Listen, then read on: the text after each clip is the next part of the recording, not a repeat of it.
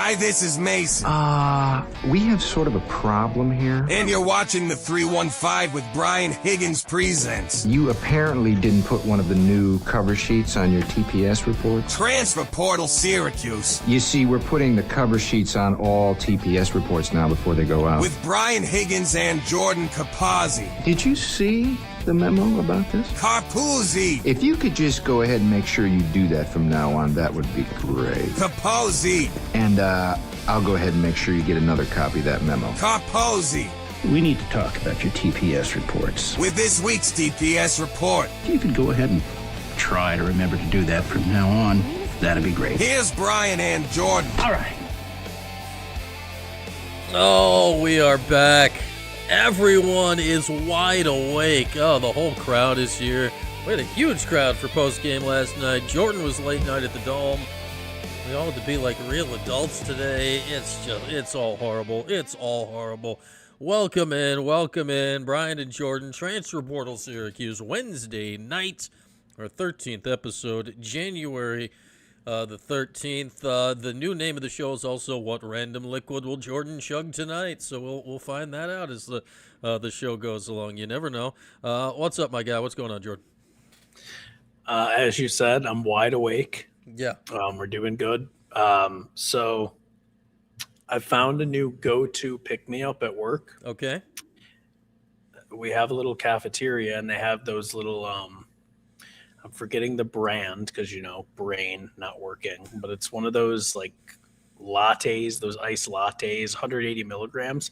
But they've also got Uncrustables, just single Uncrustables. So You're doing a latte Uncrustable combo? Mm-hmm. Okay. Yeah, at like 9 a.m. Use a little personal break time to just go up and chug a Colombian cold latte, triple draft latte or whatever, and an Uncrustable. Can't beat it. Oh man, there we go. That's a good way to kick off the workday. Yeah, by this hour at night, now 9 a.m. That's 11 hours ago. The effects have worn off at that point. But yeah, looking at the crowd here, most of y'all were here for post game last night. Yeah, Verizon's doing great right now. Absolutely no cell service. Not that I had any important calls. Still? I was still just absolutely nothing. The only way I was texting you, Jordan, is from the Wi-Fi here. Like, here's what I had this afternoon. You know how many websites now or whatever, you got to get the code texted to your phone to verify that you are you signing on from the same device that you sign on to the thing all the freaking time. I'm just click send code. Send code again. This is before I was aware this has happened. I'm like, where the hell's the code? It usually comes in like literally a quarter of a second. Send code. Looking at my phone. Restart phone. I'm like, no service. Walk upstairs. I'm like, what's going on? Send code. And then I finally realized that still haven't been able to log into the website to do the thing that I was trying to do. So, yeah, that's the day. That's how we're going. Thanks, Verizon. I will thank Verizon, though. Apparently only some of Verizon is out because this part we got some Fios going, so we I guess that's different. Got lucky. Yeah, that's underground Verizon. The in the air Verizon no good. Underground Verizon is clicking. I was reading Fios was also having issues, so you made it out alive, and I'm very happy. Yeah, I did, Jordan, about an hour ago. I did the old speed test on the internet just to make sure, and we were flying. That's probably because nobody else is on the internet right now because it's broken for the rest of the world. But we are absolutely cooking, so quality should be fantastic. But welcome in chat. You know the deal. If you're here and you haven't subscribed, that seems unlikely, but hit that button. If you're here and your name's not green, I want to do this, Jordan. There's got to be an option because the green is so on the nose. I want to turn the green for those that are members of the channel to orange. That seems appropriate. I just only remember to do it during shows, and then the show ends and I immediately forget to do something about it. So perhaps by tomorrow morning, when the one and only Hall of Famer Michael Waters is a guest on Live on the 315 tomorrow morning, we'll get that sorted out. Most likely I will forget to do it, and then everyone's name will be green when the Hall of Famer Mike Waters joins us tomorrow morning to talk Syracuse soup. So, all right, Jordan, where do you want to go tonight? We've obviously this is called Transfer Portal Syracuse, and link pin top of the chat if you'd like to join the show. Plenty of portal stuff has happened since we were last here. It really started going like right when the show ended last Wednesday night is when things happened. And we also had Syracuse get the basketball win last night. So here's my problem. Here's a theme I've noticed with the show, Brian. I feel like every time we do a show, which starts at 8, and regardless of the day, it starts at 8, right? Yeah. I feel like people pop in at 8:30, 8:40, and they're like, "Have you talked about the portal? Have you talked about the portal?" So I don't know. Do we And we're cater like, yeah, to those we talked people? about the portal. Of course. Do we cater, or because there's been some weird, not top tier news in the last few hours for Syracuse football. Yeah. Some portal related, some coaching related. But there was also a basketball game last night that felt pretty important. I don't know. What's really tickling your fancy right now? You know, I was going to say basketball, but the weird football story has tickled my fancy here a little bit. Here's the not weird football story. Syracuse has hired Bowling Green special teams coordinator Alex Byer, according to Football Scoop, to be the now fourth different special teams coordinator in 4 years for the Orange. So, yeah, hopefully that goes well. He's been all over. He was at Wake Forest as an analyst. That's great. Valparaiso before that. I don't know. You know, he's a special teams guy. Hopefully the special teams gets better. It can't get worse than it was 2 years ago. Last year I actually thought was okay. I was somewhat surprised to see a change in it, and that happened. There's not really much to say on that. Bring us up to date, Jordan, as best you can with what's going on with new tight end Michael Smith, who when we talked last week, he was one of the only guys in the boat. Like, we're like, who's coming? They got this tight end. And now maybe not, or yeah, it's something weird's afoot. Something very weird is going on. Yeah, there's not a ton out there. I think at this moment it's only a 247 exclusive. But so 4 days ago, he's doing interviews talking about how he chose Syracuse because it was something outside his comfort zone, not being down south, all that. And I guess he wants to be comfortable because now there are reports that Michael Smith wants to go back to South Carolina. Did he realize it's winter? Like, what happened? Might have been it. He might have seen pictures of the snow, and it's like, which, you know, not there right now. Disappeared quick. Tangent for another time. Syracuse won't let him out of his paperwork, which is really weird for me because Fran is the ultimate, if you don't want to be here, I don't want you here, guy. So holding the guy hostage, for lack of a better term, off the top of the dome just feels odd. To be fair, they got one tight end. He's the guy. Maybe they don't feel like they have good options outside of him, but I don't know. How does that even work? Dude doesn't want to be here, and you're going to be like, nah, yeah, you're staying. Good luck. This is Javon Edmonds from Syracuse.com reporting the reporting of 24/7 Sports, which interestingly is from 247, but not. I've not seen our guy McAllister's name on it as of yet. 24/7, this is from Javon, is reporting that Syracuse tight end Michael Smith was attempting a return to South Carolina, but the Orange won't nullify the necessary paperwork that Smith signed. That is a mouthful.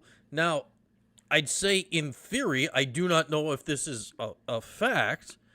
In theory, if Michael Smith is going to be here this semester, the semester started on Monday. Today was day 3 of the semester.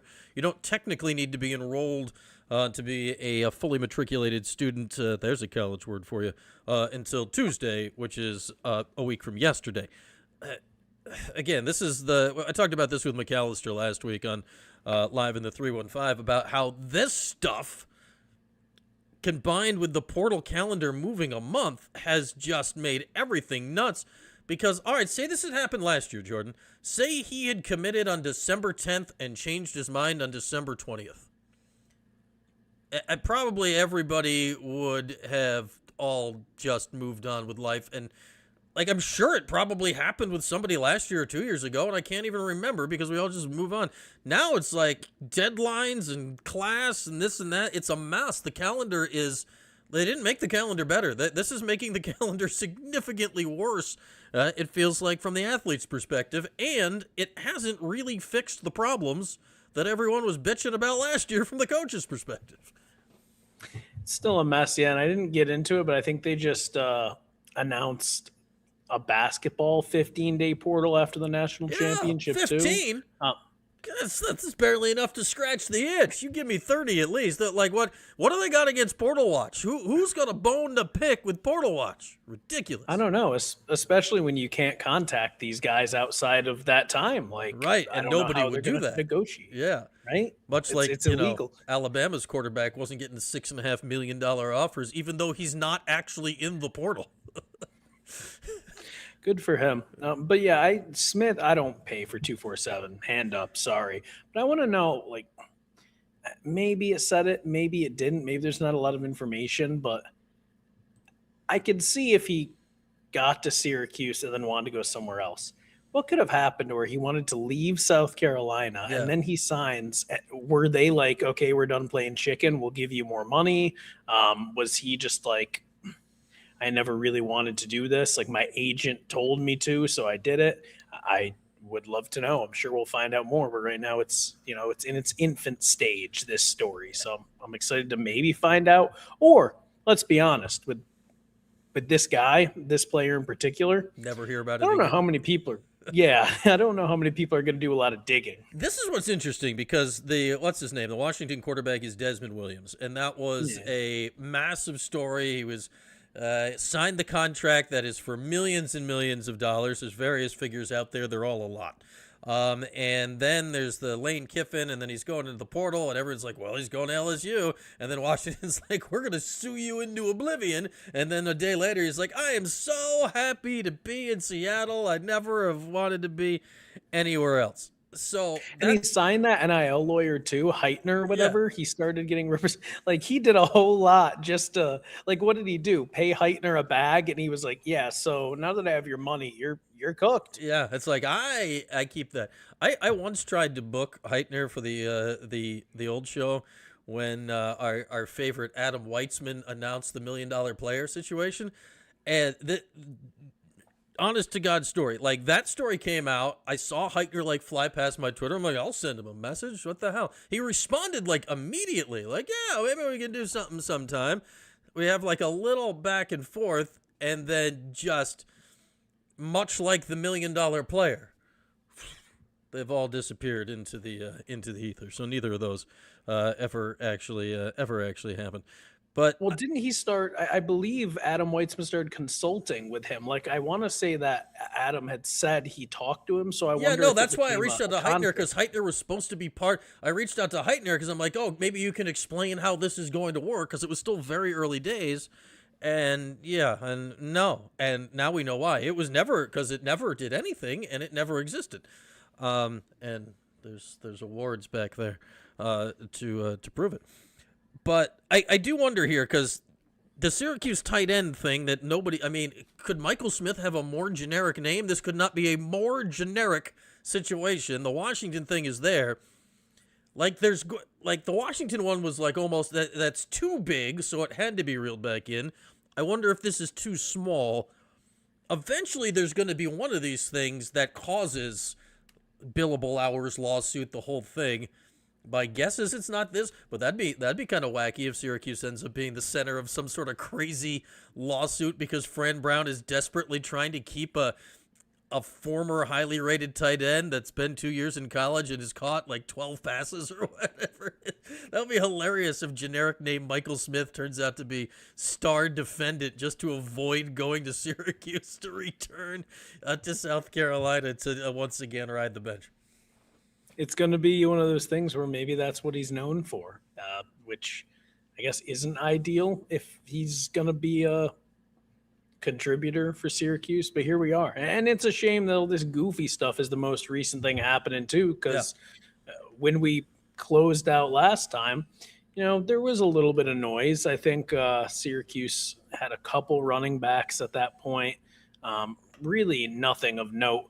They got an all-conference backup quarterback in Amari Odom. I mean, it was a quarterback swap with Kennesaw State, which is incredible. And I think Syracuse fans feel pretty confident they got the better deal, whether or not it's true. I am certain Syracuse fans feel that. They are very vociferous that they are happy with the result of that one. They got a couple of defensive backs, which honestly surprised me. I didn't think they needed them, but depth is depth. Wide receivers from Florida State and Penn State. That's exciting. 4 defensive linemen, a veteran linebacker from Toledo. I mean, they did a lot, man. And It was a busy weekend. yeah, so look, I'm happy in the fact that they're filling out slots. I think there's good fits.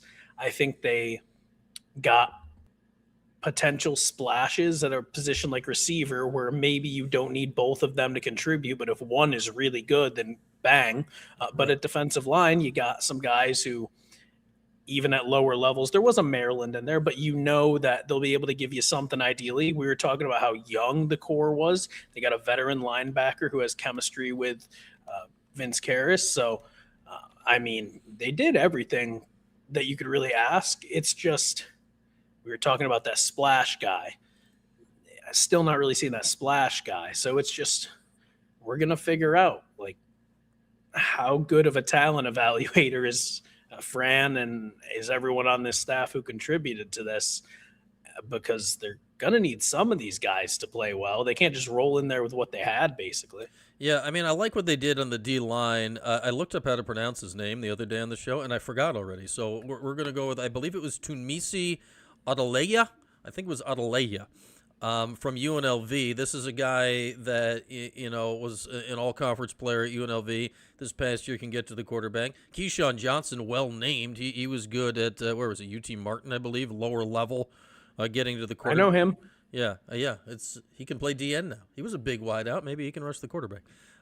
He used to wear a visor in the NFL street games, so that's relevant. There you go. Thank you, Forever Orange Girl. Forever Orange Girl is now a friend of the 315. If you would like to become a member of the old channel, you do the most obvious thing. You click the $ next to the chat box and you join it. Jordan, look what's right below you right now.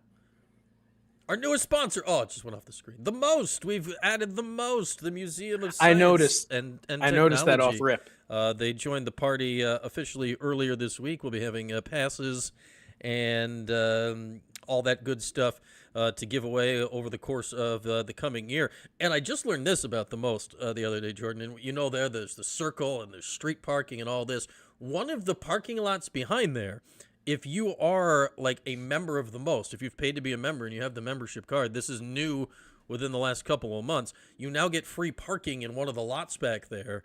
I think it's the trolley lot, one of the lots. Just wave your card around and be like, where do I park? Yeah, you get free parking. So, like, if you're a family that goes to The Most a decent amount, that's going to work out nicely for you. That's instead of battling for those street spots right in front. Yeah, or if you're a person who goes to The Most sometimes, but also likes to go downtown frequently. They said, one caveat, it's only available during most hours. Okay. So daytime is during, I mean, not that you'd want to circumvent the system or anything. We certainly would not ever advocate anything like that. But shout out to The Most. And they got dinosaurs and, the climbing area and the whole thing. So glad to have them aboard. By the record store? I mean, yeah, it is by the record store, Kev. I forget which the lot is. It's one of the lots. There's several lots back there. It's a lot. And they probably have signage now. It's all very new. Yeah, not all hours, but most hours. Yeah. I see what you did there, Ryan. In the chat. I see what MJ Burke hit us with a "Have a great night, everyone." I'm so jealous. I hope you have a great night. MJ, are you going to sleep, MJ Burke? Is that what you're doing, Jordan? We're wide awake. That's why I have glasses all day. We weren't going to go contacts after late night hoops last night. That just wasn't going to happen. I don't know, but from where we sat a week ago, Jordan, it was like, why? Where's the stuff? Nothing has happened. I feel, besides whatever the hell's going on with this tight end story, I feel they're in a much better spot today than they were then. The main thing I still want to see, which is ironic because it's what we talk about every basketball portal season, I would like to see a center because they don't have anyone on the roster that has been a center. And that we saw last year when Austin Collins got hurt. That was a disaster when he went out, and I would like to see someone that's actually played that position coming in. Yeah, and hard to come by because even Collins, right, when he came in, yes, he had played center, but he was kind of he was just all around the line. So Yeah. it wasn't even like he was just a center, but I believe he just declared for the NFL draft. So good for him. Okay. That's what I'm wondering. Like, I know they have a lot of young linemen, but a lot of the high profile guys, as high profile as you can be as a Syracuse lineman when your starting quarterback got injured and your run game, I digress, are gone. And not a lot of like veterans in there. So they're really, really relying on just young guys, size guys from last year. So we'll see how that turns out. They don't need to bring in a whole new line like they did. And yes, they have some guys who now are flipping over and are more experienced based on a year elsewhere, a year at Syracuse. But still, I expected a guy or two, right? Just another Collins type who's versatile. Yeah, and Collins was out of eligibility, I believe. That's why he's no longer in the mix. This is what I talked about with McAllister last week as well, our guy Mike, and because he being an Eagles fan and all, he witnessed the O-line work of this guy for it was a decade, 15 years, however long Juan Castillo was there during the majority of Donovan McNabb's career, and the Eagles line then was excellent. My main hope here is like, all right, if Syracuse, especially considering what you're saying, Jordan, they brought in so many guys right on the line last year. There was freshmen, there was portals, there was highly rated guys from Bama and Florida State and Carolina and half the SEC. All right, well, if Juan Castillo can take 3 of those guys and turn them into something, 2.5 of those guys and turn them into something, the line's got a shot. Like, you're bringing back something. Like, if you can take any of those guys and turn them into something, you don't necessarily need it this year, which means, like, he might be realistically more important than any of these dudes they brought in right now. I mean, yeah, we talked about it, but is the coaching going to be the biggest off-season shakeup? Yes, they added guys out of the portal, but this staff is all just a bunch of different dudes and got the special teams coordinator now. I agree with you that, like, Brumfield, I don't know what happened, but I didn't think he deserved that. Yeah, that like I thought was the special teams great this last year? I don't know if it was great, but considering that it was a grease fire 2 years ago, and it wasn't a grease fire this year, I thought he did an all right job. Like, I didn't have any issues with it. Now, I don't know the guy from a hole in the wall, so maybe there was issues behind the scenes or something. But I found that strange. Like, it wasn't like, oh my God, they got to fix the special teams like it was 2 years ago. Yeah, right. But yeah, I think everything on top of what they have now in terms of the portal is just kind of gravy. Like, you got to build depth. Maybe another interesting splashy guy or two would be cool, but I mean, for example, I didn't think they were going to grab 2 defensive backs. Like, we were talking about how much we like the secondary. I didn't think they were going to go out and get 2 receivers, but I see why you get 3 with Weaver. Yeah. So they're really loaded up there. Again, one of those guys hits, you're feeling good, but maybe with this whole Smith thing, another tight end would be nice because they're pretty young there. And even the guys they have with a little bit of experience, like a Clement, they don't get a lot of snaps. So you're pretty green at tight end, which is always nice to have when your offensive line is questionable, to have that little safety valve. They got a backup QB. I don't really think you can do much better than they did in that case. So maybe just somebody on the line to make me feel a little better, but I think you're chilling. Maybe if you want to get another linebacker, go for it, but I'm pretty happy now, as happy as you can be without an A&M or without an Ohio State or Notre Dame. Yeah. They checked a lot of boxes. They Yeah. just, it's just, it was really fun the year when those boxes got checked with Kyle McCord and Fadil Diggs. Those were nice boxes, but those, I think as time goes on, we're going to find out that's once in a lifetime boxes, because that was a whole list of situations which are basically impossible to replicate ever again. That doesn't mean they can't win games, but like, Guy McCord fell out of the sky for a really, really, really, really specific reason. And yeah, that stuff like that's not going to happen again. Is the scrimmage with Colorado still on the table? That's a great question for Ever Orange Girl. Ever since happened, like ever since Fran magically latched onto that story last year, knowing full well nothing was ever going to happen. I still say it was a genius move by Fran just to somehow get his name attached to it, because there was no way in hell that was ever going to happen. I have never, ever heard that mentioned again for one single second. Have you? I heard they would have let Belichick do it, and that was the last of it. I haven't heard anything about it from Dion. I haven't heard anything about it from Fran. I haven't heard anything about the idea from any other coaches. I haven't heard anything about it from the NCAA. I haven't heard anything about it from anybody bashing the NCAA for doing nothing, which happens a lot. So I'm going to guess that's not going to happen, because I've literally heard 0.0000 about it anywhere. The actual question, one is the spring game, Forever Orange Girl. I mean, they're both questions. It's not been announced yet. I haven't, generally referencing the lacrosse schedule gives a decent guess. It's mid-April. It's almost always mid-April. Yeah. So. Was it on the 20th last year? Yeah, I mean, it's... Sounds familiar, on the 20th of April. Mid-April. Here, I'll pull up the lacrosse schedule and we can... Yeah.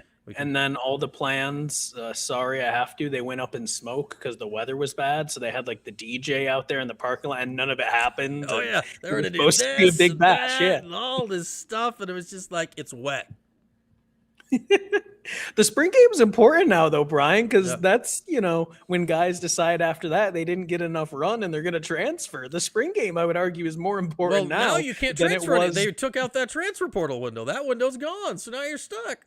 Oh my gosh, yeah. The timing of really. Yeah, I love that. I love second. Okay, so window. they can't transfer, and that's a misstep on my part. At the same time, I wouldn't be surprised if dudes were like, "Look, I'm just gonna sit out, like redshirt me." Like, guys will find a way around it. I'm convinced guys will find a way around it. But yeah, now I'm kind of mad because the spring game is pointless now. Because you bring in guys, right? Yeah. It used to be, we don't know who our starter is. Now, if you don't know who your starter is, you bring in guys to start, and now you're just looking at depth pieces. So this kind of stinks. I want that portal window back now, so there's excitement. Yeah, I love that portal window. It was great. Virginia is in the Dome for Lax Saturday, April 11th. Colgate is in the week after the 18th. Men's Lax is on the road the 4th and the 25th.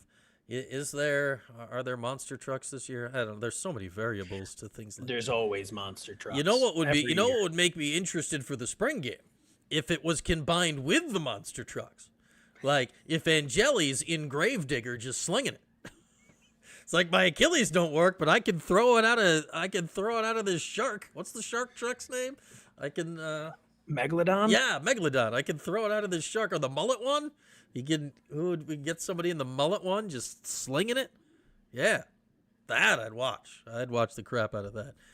Did somebody ask, Kevin, would I love if Harbaugh is the coach? Yeah, absolutely.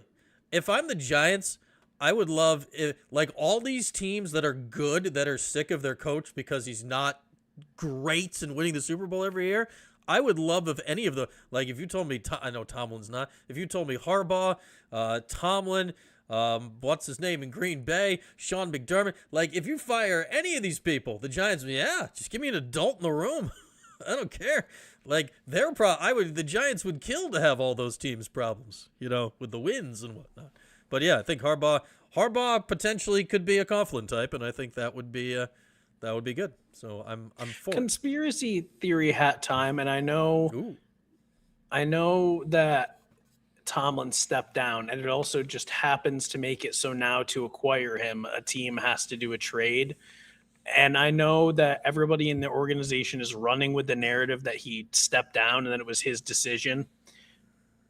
Do we believe that, or do we think this was hey, Mike, like no hard feelings, man. We got to win a playoff game for once. Can you step down so that we can get something out of it? And Tomlin was like, yeah, why not? It only makes me look better if a team has to give up a pick for me. Or do you think Tomlin was really like, I'm out?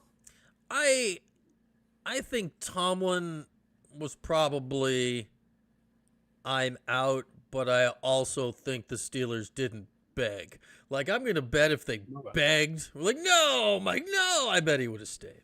But I bet he was like, I think I'm out. And they're like, all right, good run. Didn't they have like a team option for a year? I mean, he has 2 more years left on his deal, I think. I mean, I don't know does he? Well, I don't know. I don't if know it's, where I heard a team I option. mean, I know it was maybe the second year's a team. I'm not entirely Okay. certain of the whole. I mean, he turned down like $25 million though, so What I was just going to say is, what's the point of a team option if the coach could just step down? Yeah, it's like That's what I was going to say. It's like, oh, we That have would the be option. like He's like, no, I also have the option. Bye. And that'd be like signing a tight end out of the portal and then just letting him go back to his old school. Oh man, maybe Syracuse can get. Maybe Tomlin can be the new quarterbacks coach for the Orange. Kev, that's what he said. He said the owner was going to run with him. Again, you have to keep that narrative. I heard him say that. Oh, yeah. But you have to say that if it's a big scheme. I don't know. Like, I could see Tomlin's like, let me go somewhere else and win. But also, if I'm Tomlin, it would feel weird to spend all that time with Pittsburgh and then go somewhere else. I don't know. Did you That's see just me. the clip of the Ravens owner, Steve Bisciotti, learning Yes. about it in real time? That was fantastic. Like, you never get real reactions like that. He's like, really? It's like, well, maybe if John goes there, Mike can come here. We could. That would be That guy needs a microphone all the time. all the time. I had no idea that Steve Bisciotti needed a microphone all the time, but he 100% needs a microphone all the time. Like, I don't know if I'd ever heard him speak before yesterday, but he needs a microphone like right now, just right now, nonstop. Get him on. Yeah. Get him a VMware or a link, a Yeah. YouTube Hey, link, a Video Ninja link. Steve, get on the show. If anybody would like to join the show, link pinned top of the chat, as it always is. Talking portal.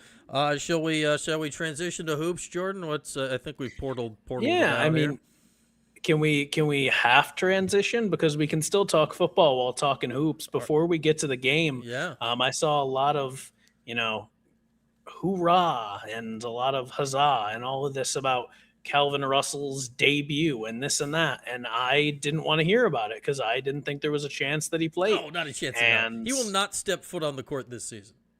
here's the thing, Brian. So I don't think he will either, but you don't say things that make you look stupid, ideally.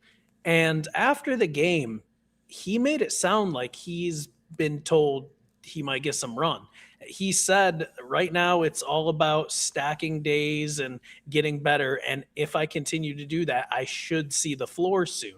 Which to me, that makes it sound like he was told that he's going to play. I don't know whether it's true or not, but I don't think you say that if you weren't given some inkling of a hope that you're going to play, right? I mean, maybe they gave him an inkling of a hope, but if like Calvin, if that somehow turned, like, how is he going to, what question is he going to be the answer to this season? It's not like he was, from my understanding, like he did not play, he's not playing high school basketball right now. This would be his senior season. The last time he played basketball was last year. Like, obviously he's played basketball, but the last organized basketball he played was a year ago. And he's just going to drop in out of high school into the middle of the ACC season and be like, all right, North Carolina, come get some of this. Like, hey, Cayenne Anthony, get your butt to the bench. I'm here. Like, come on. I've been getting annoyed with, I'm not going to call anybody out. Call him out. But I feel like, no, I won't. Okay. Some good people working over there. But I feel like there's been one outlet specifically that's really trying to prod people into thinking he could play. And I don't think there's a chance, like, at all. I mean, I suppose if there is an epic blowout, he might literally walk onto the floor. Like, I don't want to. But him saying that, though, Brian, is that not weird? Like, if he didn't think he was going to play, why would you say I should see the floor? Like, I mean, he can see. Unless he was saying, he's got like, front row seats. He can see it. Unless he's saying, like, I should see the floor. It's like, I should see that. And Red's like, no, you shouldn't. Like, the Orange have a 9-man rotation right now that is finally basically set. Like, what's Calvin Russell going to take Tyler Betsy's minutes? He got 6 threes in the cannon. Like, what are they going to start playing him over Cayenne Anthony? Like, whose minutes is Calvin Russell going to take? Like, Calvin Russell, from all intents and purposes, was like a very good high school basketball player, right? That if he had focused on hoops, probably would have been a recruitable player at some level of D1. He's also a 5-star wide receiver. He's not a 5-star basketball player.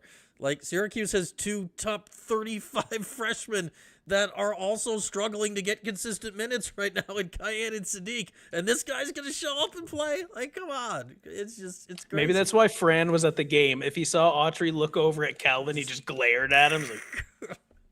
Like, yeah. I didn't realize Florida State also had a guy like that too. They showed it in the TV game. They have a 4-star wide receiver that's also just chilling. Like, this is nothing against Calvin. Like, good for him. I like he's getting the opportunity.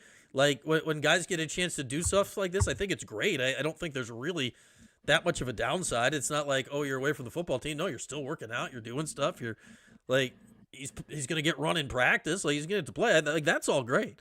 It's just for people to actually think that, yes, this will be what pushes Syracuse back into the tournament this year. No, what's going to push him back into the tournament this year is if Tyler Betsy keeps making threes and, if Donnie Freeman's the best player in the court in damn near every game, they have the rest of the way. There's like the Donovan McNabb game against Georgetown many moons ago. Like, the reason we all remember it is because that happened the once. There was one. That stuff does not happen. There was one. Yeah, it's not going to happen. That's it. I mean, it's great. It's great for everybody because it's going to continue to be in the TV broadcast. And, like, if Fran's at the game, the same thing will happen. They'll go to Fran. They'll do that. They'll do the whole thing. Like, it's good. I think it's good for everybody. But to think he's, like, actually going to, be a contributor is just silly. oh, I agree. I didn't even think he would step foot on the floor. Just the way he said it, and maybe it's a pride thing. Maybe it's he doesn't want to. Was he doing? Make it seem like you were there. Were you there for the layup lines yesterday, Jordan? Was he doing any of that? No, I arrive comically. You're not an early arriver. No, I was there as early as I think I've been there all season, or the second earliest, and that was like 20 minutes to tip. All right, so tomorrow, live in the 315 at 11 o'clock, when we have one Mike Waters on, who arrives slightly earlier than Jordan. Much earlier. Just a wee bit earlier. I will ask him this. I will ask him if he warmed up, because I think back to the last football guy of any note that was on the basketball team was Mike Williams, and he was boys with Johnny Flynn and Paul Harris, and Mike would put on just an absolute dunk contest before the games. Like, I bet Calvin Russell's got that kind of athleticism, and if he wants to just put on a dunk contest before the games, that would be fun. I'm fairly certain he warmed up, but I don't think he did anything crazy. All right. Well, if he wants to do something crazy, like if he wants to start getting out there, cool. like put on a show, like, yeah, let's do that. That sounds fun. Like, I'm all in on that. That'd be good, clean fun for everybody. He was out there doing his thing, but it's what Forever Orange Girl said, and I think a lot of people are saying I don't think it's any secret that doing this two-sport thing was very important to him. So you let him go out there. You tell him, hey, if there's an opportunity to put you on the floor, we'll do it. And then you probably don't. And it's fun for everybody. I mean, hey, man, extra person in the locker room to interview, which was great because Sadiq didn't talk. You want to know why? Because he got a technical that I'm a lot more down on than a lot of other people, but it didn't cost him the game. But it's a fun little addition to the team. It's another edition of As the Zone Rotates, even though they're not in the zone. That's what I call the Syracuse basketball reality show. Okay. And we move on. It's, just a little piece of the circus. I DVR As the Zone Rotates just to make sure I don't miss an episode. Yeah, Me too. I've got the VHS set. Oh, there we go. I did. Yeah, I mean, it is a long-lasting series. It's just like General Hospital. It goes back. And I look at McNabb. Like, if you want to compare it, like, McNabb was on the basketball team for 2 years, and then at some point it was like, all right, like, I gotta concentrate on this whole I'm going to be an NFL quarterback thing. Like, if Calvin Russell turns out to be as good of a football player as he could be, then yeah, will he be a 4-year basketball player in that scenario? Probably not.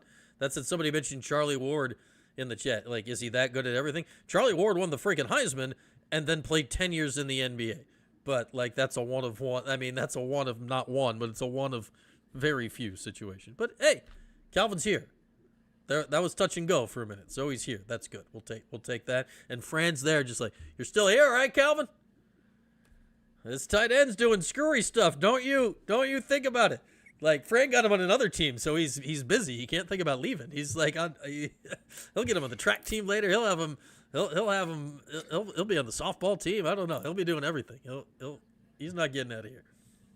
In terms of the game, and before that wheeze, when did the spring game ever spark joy? I don't know if it sparked joy, but I feel like now it stinks even more, because I feel like a lot of guys don't play. And schools used to make an event out of it. I'm not saying it was ever great, but like, they were talking about just not having it at certain programs, right? Yeah. Like, they were just going to do like skills challenges. So it's turning into the stinks Pro Bowl. more.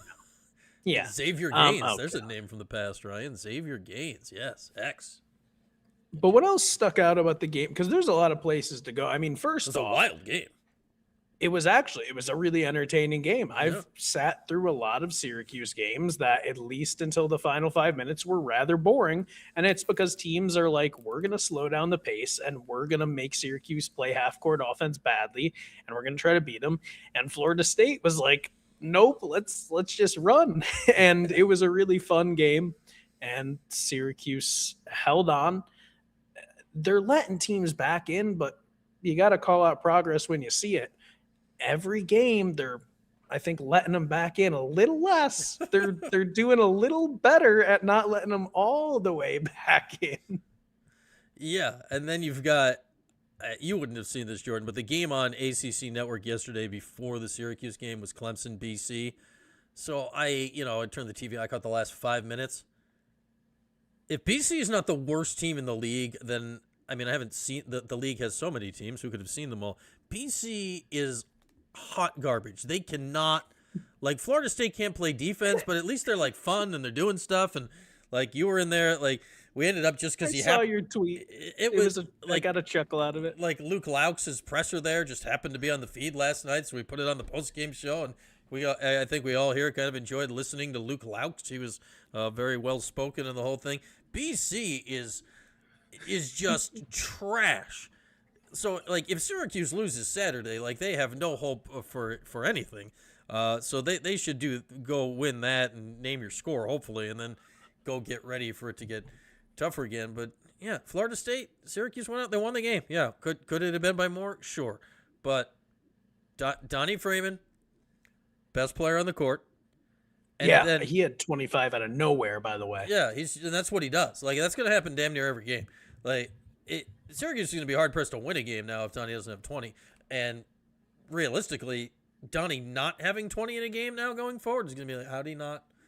Because he gets it in so many ways, and so many of them are so easy for him. I mean, if you add a 3 or 2 and you add some free throws, like, that adds up real quick. But the main thing I liked last night, and we all have killed Red for this for almost 3 seasons now, his substitution patterns, recognition, awareness has been, in my mind, in many ways, the most lacking thing. On Saturday at Pitt, Betsy had a huge first half. And then in the second half, it was like, is Tyler Betsy still employed here? Like, what's going on? This game, 4 threes in the first half. Then Nate King struggling in offense. Red gets him back in the second half. 2 more threes, and at big times. Like, that at least is, I'm seeing a little growth. And we talked about rotation last week.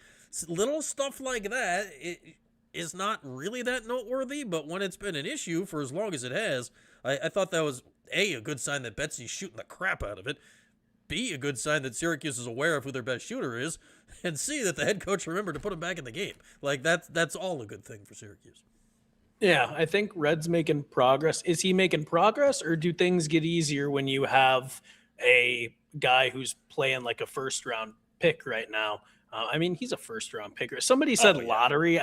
We're not going to call him lottery yet. I don't That's know, why only I'm because treading, but he's a first-round talent easily. Yeah, I mean, I'd say if he keeps playing like this, the lottery could be in play.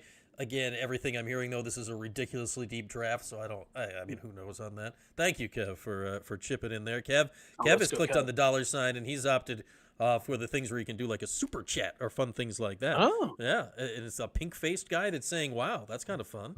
How do I celebrate? I'm gonna heart it. Can Yeah. I Oh, heart yeah. it? I just saw Oh, hearts oh. flying. Oh, It's yeah, yeah. The Jordan's celebrating and heart. Let's celebrate their first super on a live stream. Yeah, Jordan is partying with it. But yeah, I think Red's improving. Coach Laux, amongst him absolutely wrecking a Syracuse student reporter for wearing a garnet jacket. That was amazing. He dropped some wisdom, and maybe I should have thought about it, but I didn't think about it until he said it. And it makes sense with Betsy for sure and others. But when a guy like Donnie is doing what he does, it gives all those role guys confidence to fully immerse themselves in their role and be better at it. So I think that's a thing. And to answer Jen, because she's been holding on, now that you mention it, I do not believe JJ was in the locker room, because that was kind of scary. He was shaking his hand for the last 2 minutes of the game. Right hand worked. He tomahawked it at the end, but that left hand, he was holding it. He was shaking it. That's just Didn't see him in the locker room. Obviously, they had the wrist situation last year, which, I mean, that season wasn't going anywhere, but that was the early death knell. But yeah, I mean, Donnie's clearly an NBA player. If Donnie keeps playing like this, like, it's going to continue. When did I have this debate? I think it was the post-game show after Pitt. This was the question we got into in the chat here, Jordan. That, all right, like, there's a scenario here where Donnie keeps doing this the rest of the year, but because of the little bit of hole that Syracuse dug for themselves and the Hofstra loss and the league is better and net rankings, whatever, Donnie could do this the rest of the way and Syracuse could miss the tournament. And then Donnie could declare for the draft, be the, 17th pick or whatever. And that's the end of his Syracuse story with, depending on how the games go, right? No real memorable moments, nor a postseason. And then it's just like he weirdly fades off into history, never to be thought of again, where the guy's so good, it would be great to be able to attach, right, a postseason moment to him, which, in order to get there, he's going to have to keep playing like this.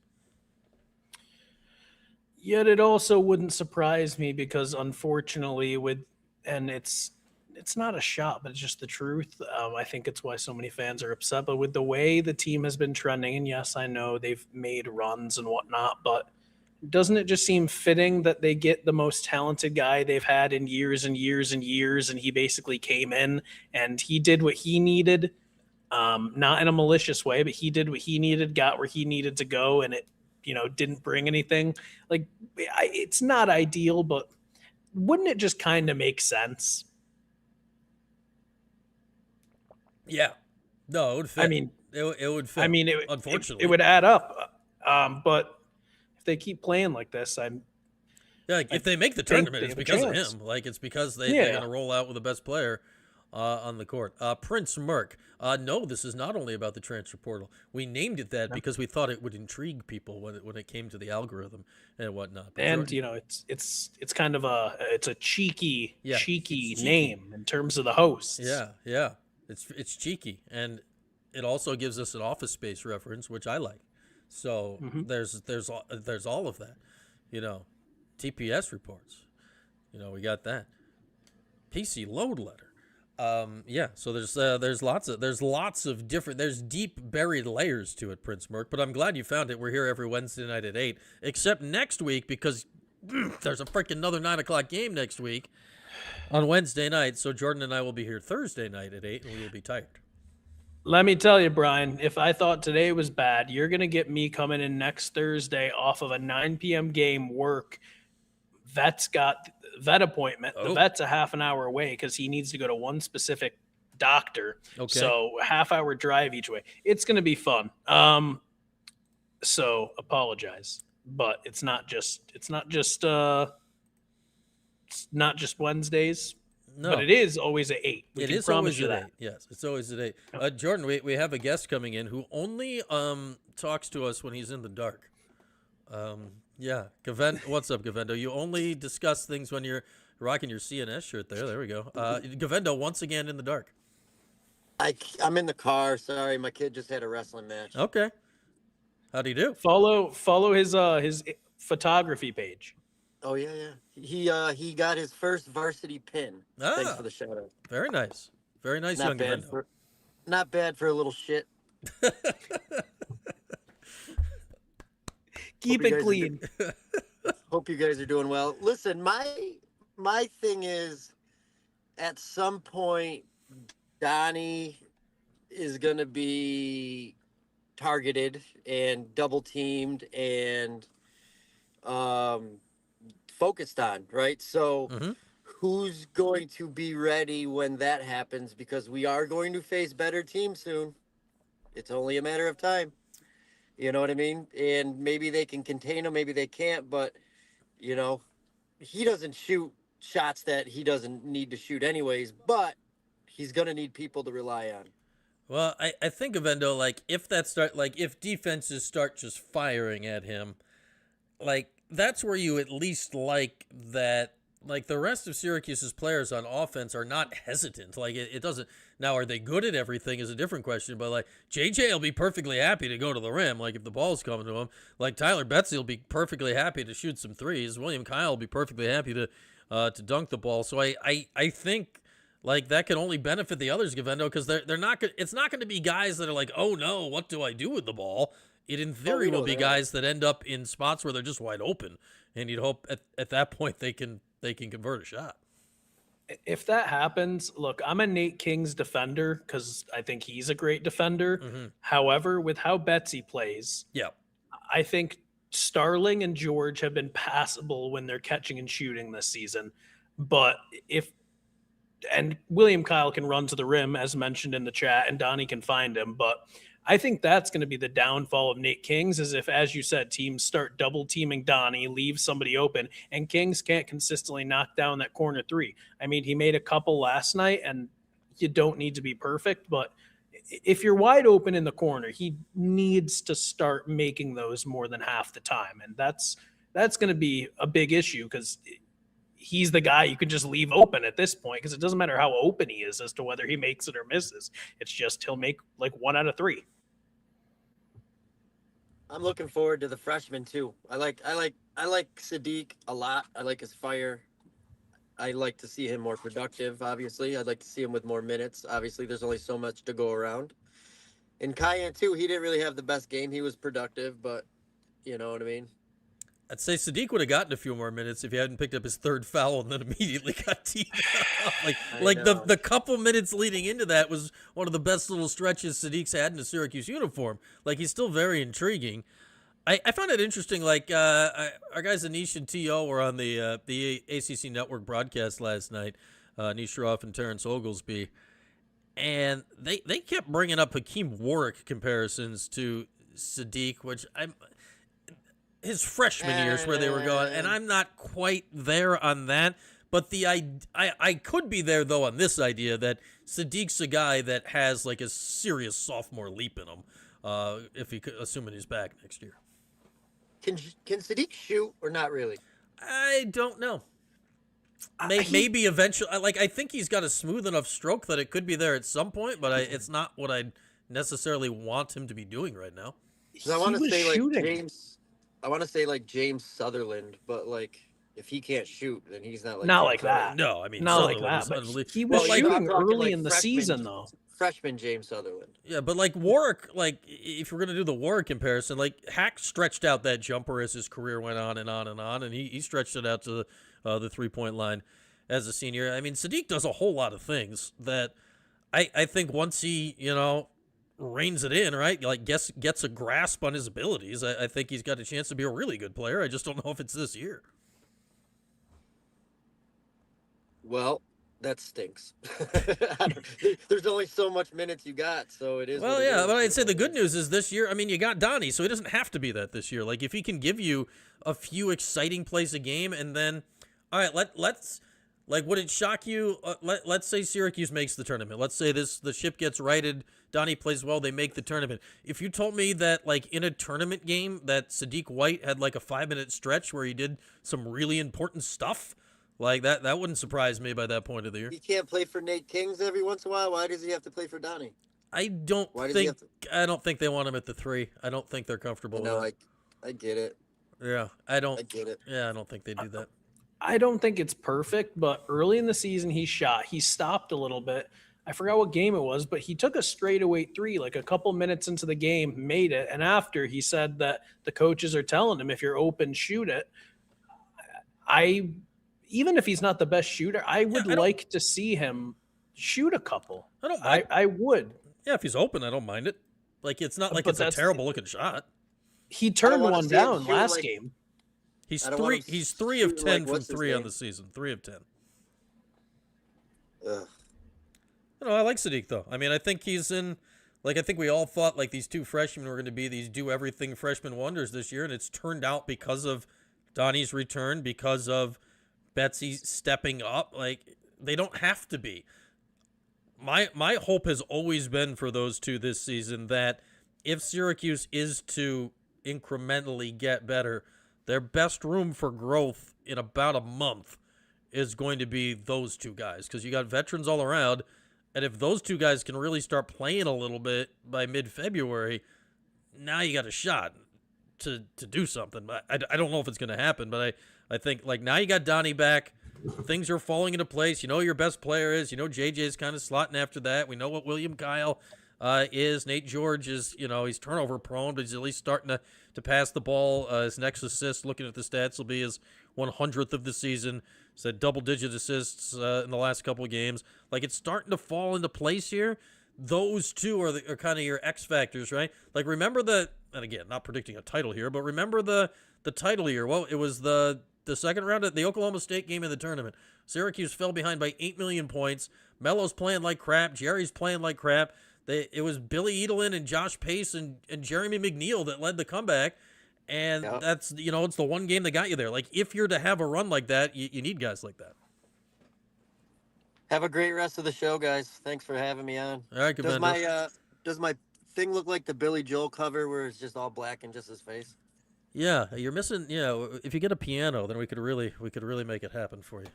Macavendo. Have a good night. Thanks, Matty. See you. There he goes. Our guy. Oh my God, wrong button. Here we go. There goes our guy Gavendo. We almost had to listen to Mason again. We have another guest. We got to get our guy Anthony on. I don't know if you've talked to Anthony yet, Jordan. He's our oft caller of the post game show. We got to get Anthony on. Hang on. Got to click some proper buttons to get Anthony up on the old screen here. All right, Anthony, what's up, my man? Good to hear from you. Yeah, no, I don't think I met you, JC. How you doing? Good. How you doing, Jordan? Nice to Jordan, meet you look familiar. I think I've seen the face before though. I've been on the screen a time or two with Brian. We keep him around. Yeah. No, I didn't know you guys had this show Thursday. You just started, or? This is our 13th episode here, Anthony. We go Wednesday nights at 8 o'clock, and unless there's a Wednesday basketball game, then we go Thursday. But yeah, we're here every Wednesday night. We're talking football, oops, whatever. Oh, that's what's up. No, but Brian, I feel bad because on the post game show yesterday, it was late. I was tired, and it was late. I bashed Donnie.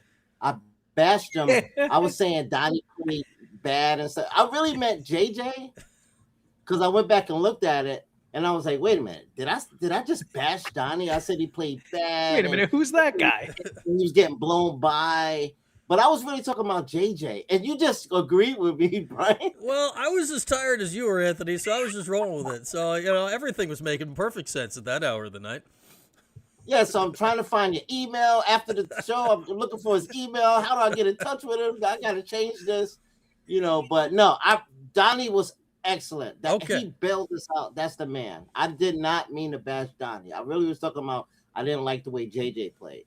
Okay, so Donnie, we know you're watching because why wouldn't you be? Anthony's sorry, that was mistaken identity. You're cool, Donnie. JJ, don't worry about it. Just JJ's not watching.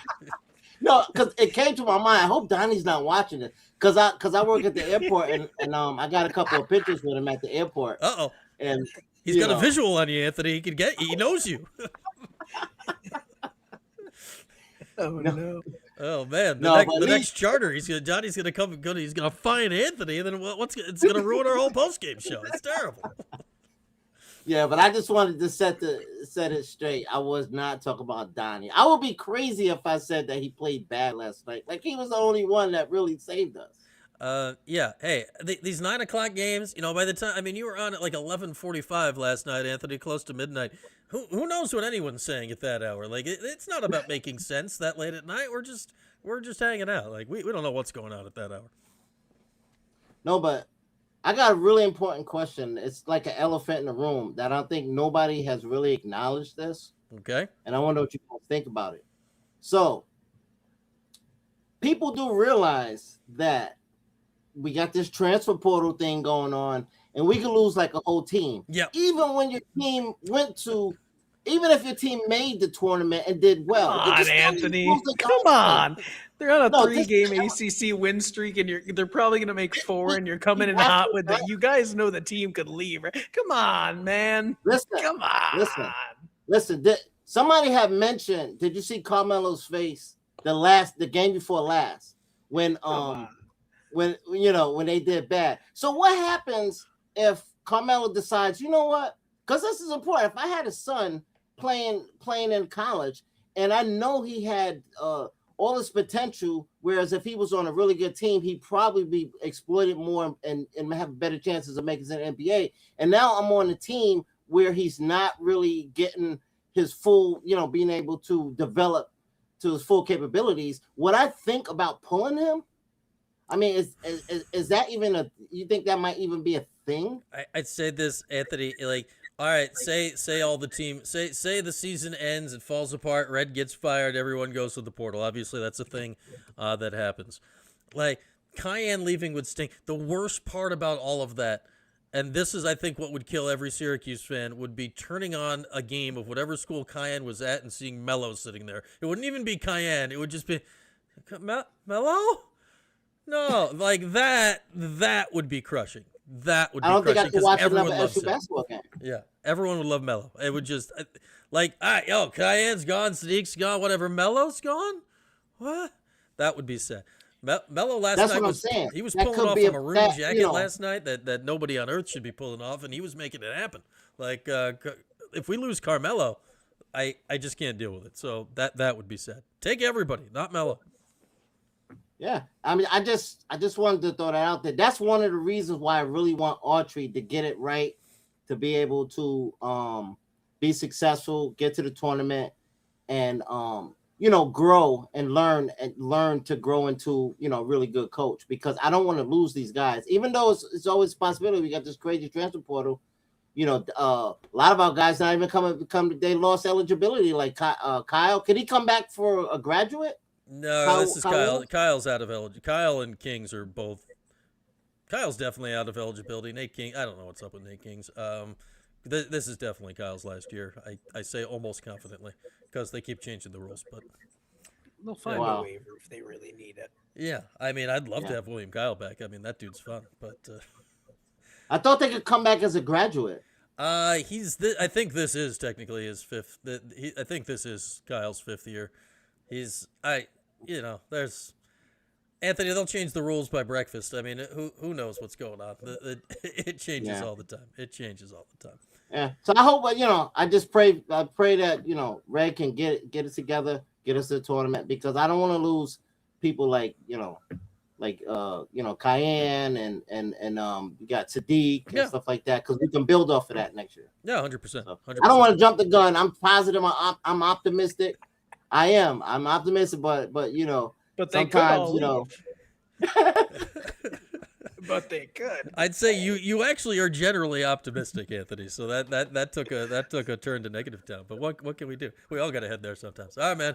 Good to all right, guys. Thanks a lot. Hey, all right, before you head out, if you could have one thing right now, Anthony, would it be jelly beans or would it be freeze-dried candy? Just randomly. Yeah, hypothetically. It'd be freeze-dried candy. Oh, that was definitive. Okay. All right. Absolutely freeze-dried. Okay. No wish. Jelly beans get stuck in my teeth. Okay. And I got that gold tooth there. Yeah. Trying to take Anthony's tooth out with your jelly beans. I'm in. Right. I'm in. All right, guys. Good night. Thanks, Anthony. All right, there he is, our guy Anthony, who did not mean to bash Donnie Freeman last night. I guess I just went along and agreed with him, even though I also named Donnie the player of the game. These things happen. It was late, man. it was late. We were listening to Luke Laux, which is an oddly fun name to say.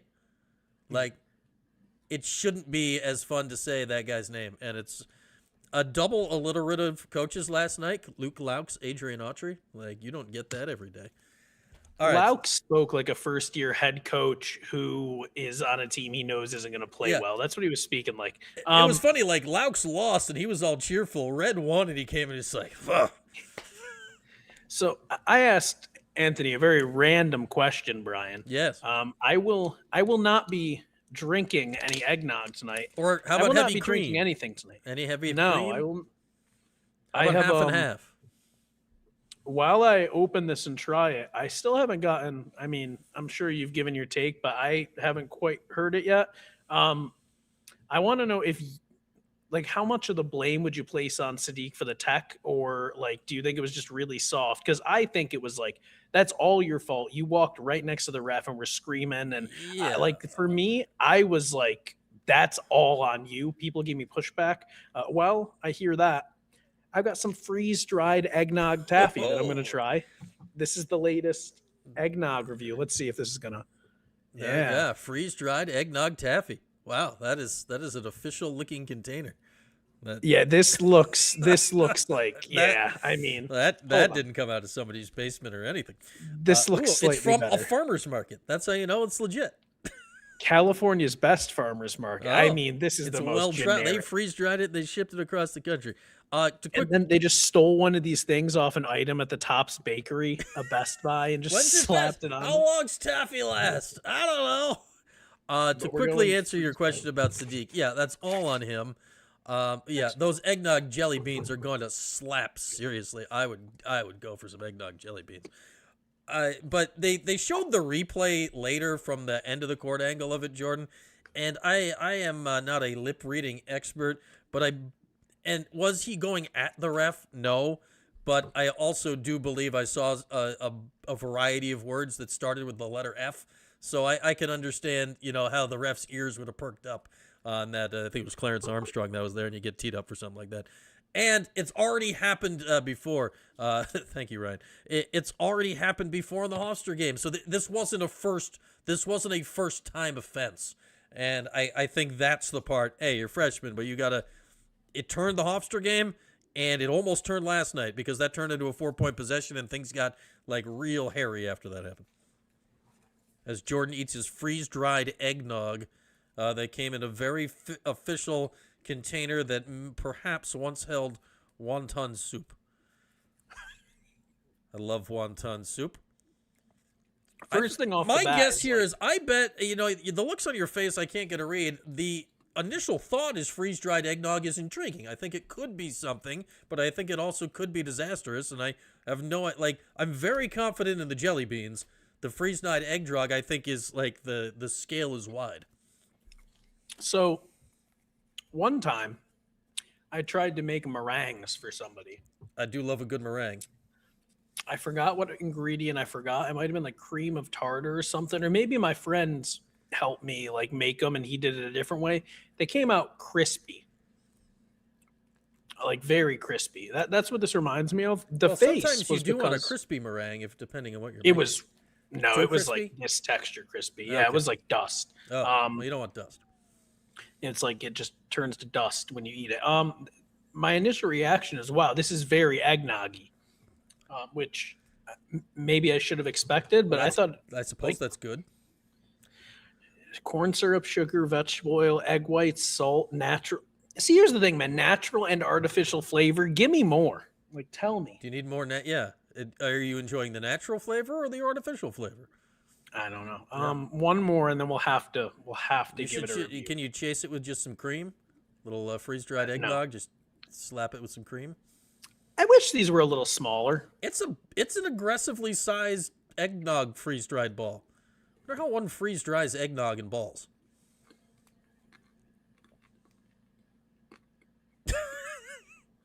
It's crunchy sounding. Oh, you can hear it? Yeah, that's a crunchy chew. I'm not even chewing. That's the crazy part. Oh, then that's very disturbing. It's just in between my tongue and the roof of my mouth. That crunch did not involve your teeth? That's frightening.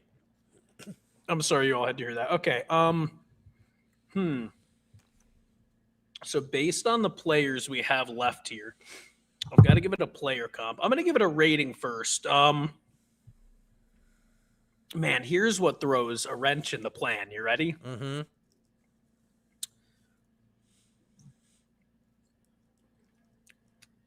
The Southern Comfort Original got a 5.5. Oh. On the eggnog rating, is this better or worse than actual eggnog? Okay. Is it better or worse than the worst eggnog you've had? And I think it's better. Okay. Now remember, these ratings do not have anything to do with the player comp. I'm going to give it a 6-1. All right. I probably wouldn't get it again. You're not going to go to the farmer's market in California and buy another wonton soup container of freeze-dried eggnog? No, but God bless Amazon. And my player comp, I'm going to go with Tyler Betsy. All right. And it's because, look, this isn't going to be an everyday staple, right? It's really, for its purposes, it's kind of a one-trick pony. However, it's got some flair, man. It kind of just comes out of nowhere. Nobody expected this. Just like I don't think anybody expected Betsy to come out and hit 6 threes last night, right? It's a one-purpose thing. If you want just like a novelty freeze-dried eggnog flavor any time of year, you got it. So I'm going to make this Tyler Betsy. It can't be Donnie Freeman. It can't be William Kyle. And I think that's pretty much what we got left, right? All right, so nobody spaces the floor like freeze-dried eggnog. So you're really not chewing. Because it sounds like chewing. That's disturbing. It's like snap, crackling, popping. Does it know? Does it know the elves? Like how's this working? There's a lot going on here. The jelly beans are going to be outstanding. Like, there's no way those jelly belly eggnog jelly beans aren't good. There's no way. Let's talk about basketball again, Prince Merc. This is about basketball. We are comparing freeze-dried candies from a mysterious farmer's market that 100% is real to floor spacing three-point shooters. Prince Merc is doing the thing, by the way, that I talked about early in the show off the rip. It's the classic. Somebody joins the show 3/4 of the way in and doesn't think we talked about stuff. Yeah, we're 75 minutes deep in this nonsense. But I forgive you. I appreciate you joining, and and maybe next time, just so you're caught up, Mr. Merc, I will go through my entire eggnog rankings list. That's what I'm getting that you want out of this. We need a top to bottom eggnogs ranking player comp starting lineup. Just knock it all out. All right. Well, we have been going here for a bit, so perhaps next week Jordan will have the jelly beans, and we can get it going. Next week, yeah, those are gonna be dynamic. Have you ever had the Jelly Belly popcorn, the buttered popcorn Jelly Belly? It tastes just like buttered popcorn. It's shocking. They're fantastic. Next week's show, there's a basketball game next Wednesday. So next week's show will be Thursday night at 8 o'clock, myself and Jordan. Lots coming up before then. We'll be live in the 315. That will be tomorrow morning, 11 in the a.m. Our special guest. We'll class this joint right up. Right now we're talking about freeze-dried candy. In the morning, I will talk to the... What are you trying to say? I'm just saying we're talking candy, and in the morning we get a Hall of Famer. I have a collar on. You do have a collar on. I don't have a collar on, so that's true. But Mike Waters, Hall of Famer. Maybe I'll ask Mike what he thinks about freeze-dried candy. He probably has an opinion on it. Mike is well versed in things not basketball as well. So Mike Waters on the show tomorrow morning. That is 11 o'clock, 11 in the a.m. live in the 315. Post game Saturday, Syracuse and Boston College. That game tips at 2. We'll be with you around 4. Live in the 315 returns on Monday with a weekend recap as well. Basketball postgame next Wednesday, late night for Virginia Tech. And then Jordan and I will be back here next Thursday. Jordan's going to contemplate life with his freeze-dried eggnog. There are no nutrition facts. You don't want them. Well, what does that tell you? If you got sent a food item in the mail that has no nutrition facts on it, it may not technically be food. Or maybe because it's from a farmer's market, they did not have to put it on there. Good night, everybody. Jordan will most likely still be alive next week. Thanks for hanging out, everybody. Enjoy your evening. Thanks for watching the 315 with Brian Higgins. Don't forget to like, subscribe, and turn your notifications on. We'll see you next time.